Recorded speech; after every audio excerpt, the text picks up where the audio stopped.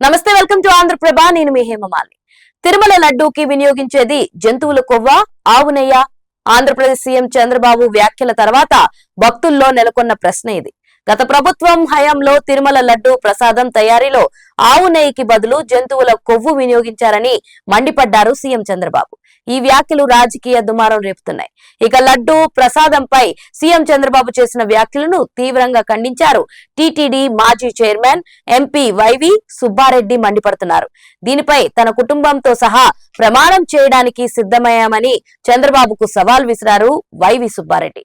ఇదిలా ఉంటే అసలు తిరుమల లడ్డూ తయారీ ఎలా జరుగుతుందో తెలుసుకుందాం.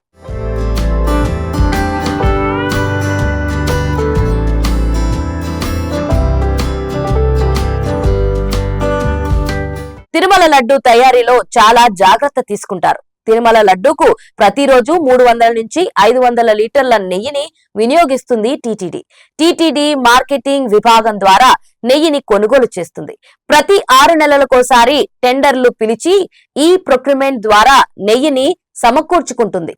నెయ్యి నాణ్యతను పరీక్షించేందుకు ల్యాబ్ కూడా తిరుమలలోనే ఉంది. ఇన్ని అంచెలు దాటి కల్తీ నెయ్యి, అది కూడా జంతువుల కొవ్వు నుంచి తీసింది వాడడం అనే టాపిక్ భక్తులను ఆందోళనకు గురిచేస్తుంది. 2021 మార్చ్ వరకు టీటీడీకి కర్ణాటక మిల్క్ ఫెడరేషన్ కు చెందిన నందిని బ్రాండ్ నెయ్యి సరఫరా అయింది.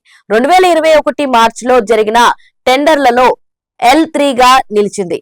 అయినా కూడా L1, L2 అనుమతితో కర్ణాటక మిల్క్ ఫెడరేషన్ తిరుమలకు అవసరమైన నెయ్యిలో కేవలం 20% సప్లై చేసింది.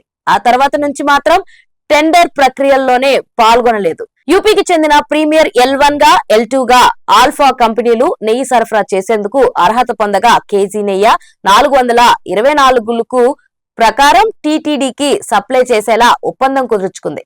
అయితే ఈ ధరకు తమకు గిట్టుబాటు కాదంటూ కర్ణాటక మిల్క్ ఫెడరేషన్ టెండర్ ప్రక్రియలోనే పాల్గొనలేదు.